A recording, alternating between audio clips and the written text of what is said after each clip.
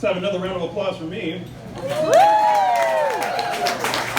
guys, I don't know where everyone's from. Like, I just want to say that if you're not from this island, the hurricane that happened never hit Kona. The lava was like over 100 miles away. Shark attacks, even though one happened this year, they're super rare. The missile crisis never happened.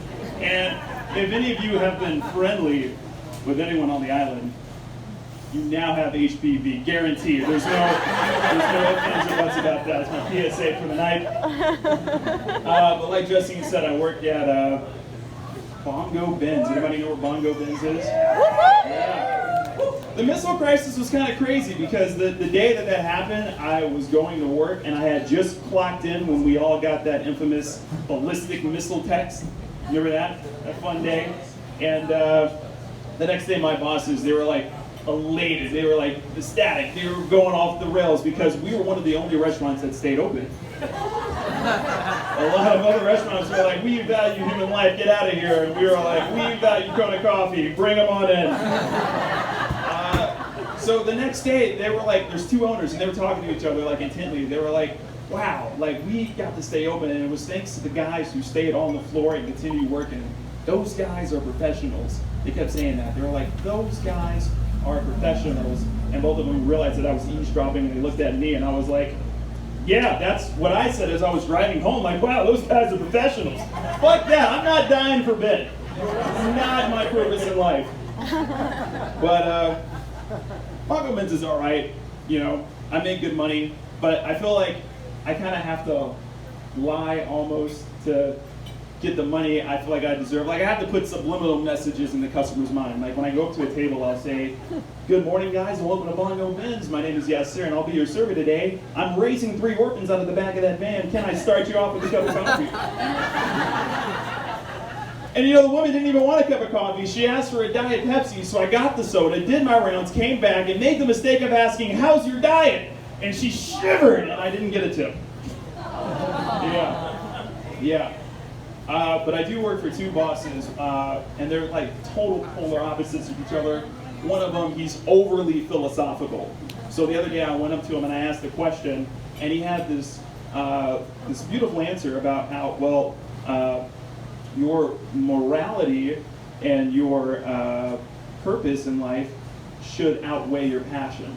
That's the path of morality, and if your passion outweighs your purpose, that's the road to immorality. And I said, yeah, that's fine, but can we get more coffee cups? And then the other owner, he's somewhat of a conspiracy theorist. Like, I swear to God, I went into a meeting in the office the other day, and both of them are in this heated conversation, and the part of the conversation that I walked in on was him yelling at the top of his lungs, no, I am telling you, they have weaponized Morgan Freeman.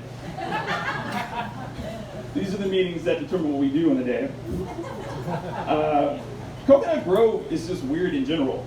Like, I had to go to the bathroom so bad, and I rushed up the stairs, burst through the door, and I thought I was alone in the bathroom. Now, they say direct eye contact is ideal in all situations, but I disagree. Because the array of conversation topics that I'm willing to discuss while another man has his dick in his hand is very limited. So I burst through the door, I see another man, he's standing at the urinal, and he was already looking at me. He didn't even have to turn his head, he was just looking at the door. So I felt like I was caught, and I gave him like the LA hello. He didn't say anything, he just kept looking. And then I noticed that his pants were down at his ankles. It was the weirdest thing in my life. I panicked, I'm trying to like avoid his eye contact, but his eyes are following me around the room like the Mona Lisa. And like every time he's turning to look at me, he's bending over a little more, so he was mooning me so hard I was starting to see his sunshine. I don't even know if this is a joke or if I should like call someone, if there's like a hotline for this, because I felt incredibly uncomfortable. But what I do know is that a man with his pants down at his ankles in a bathroom is wrong. None of the troops died for that freedom.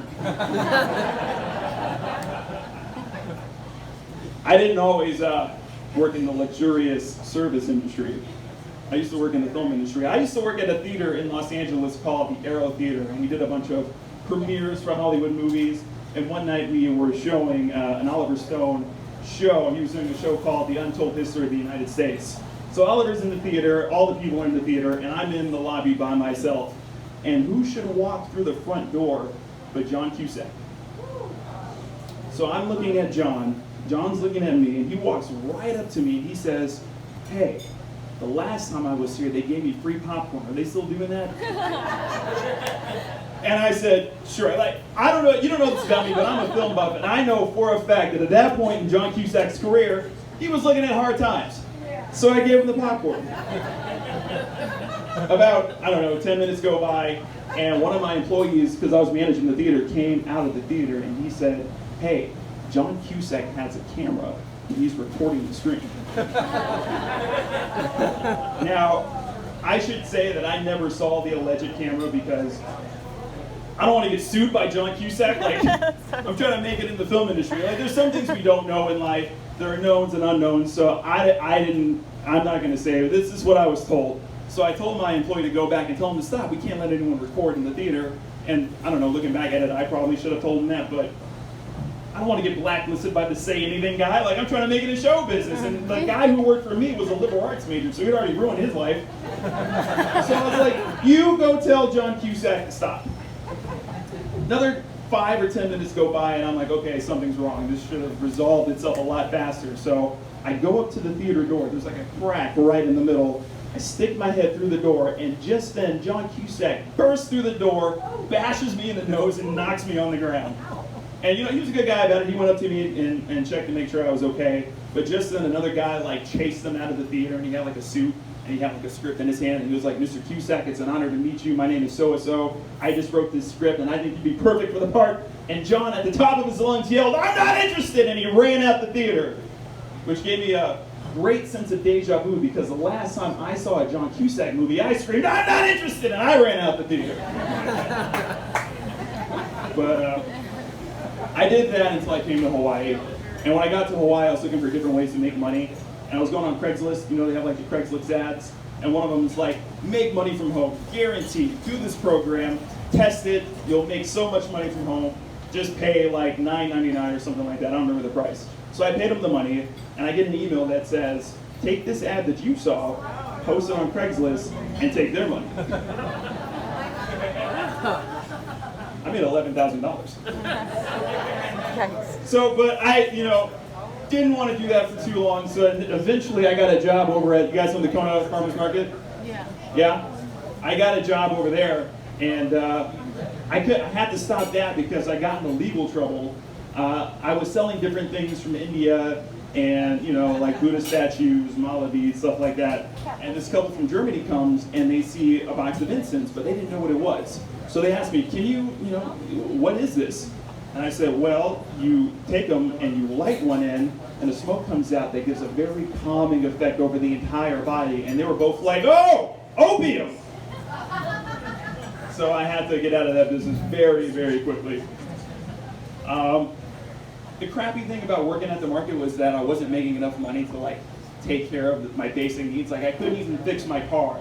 So I had to resort to different mechanics who had hidden agendas whenever you go in and bring in a vehicle. Like, I saw this one mechanic in the industrial area, and he was like, well, your brakes are shot and your transmission is slipping, but I do have some good news. Have you heard about our Lord and Savior Jesus Christ? And look, I don't have any problem with Christians. I grew up in a very Christian household. I have a very Christian mother, and we almost never talk about anything that's not Bible related, with the exception of the fact that she's super excited about this new Mary Poppins movie coming out. They're remaking Mary Poppins, and I guess Dick Van Dyke, who was in the original, and he's going to be in the remake.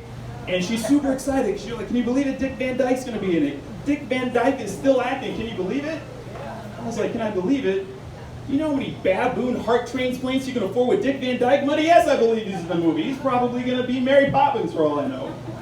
So I have no problem with Christianity.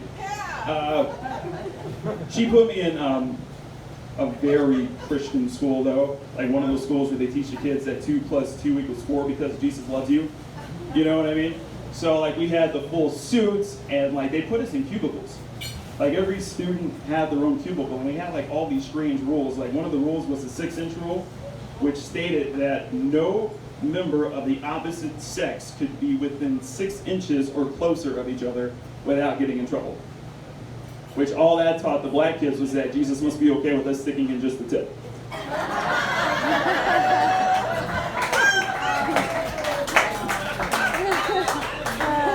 you know, that's like a weird thing. Like, I don't even know why we're still saying that. Like, if I had gone anywhere in the world, like if I go to an Indian reservation and I was like, hey, look at all those red guys, you guys would be like, oh my God, Yasir, I can't believe you just said that.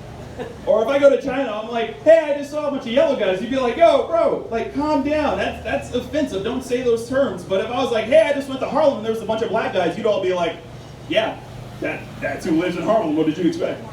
It's a weird term we still use, but what else? My mom, super Christian. You know, she used to spank me and my sister because spare the rod, spoil the child. That's what it says in the Bible. And she had this thick black belt that she called Michael Jackson. And she said, when I bring this out, you're gonna dance.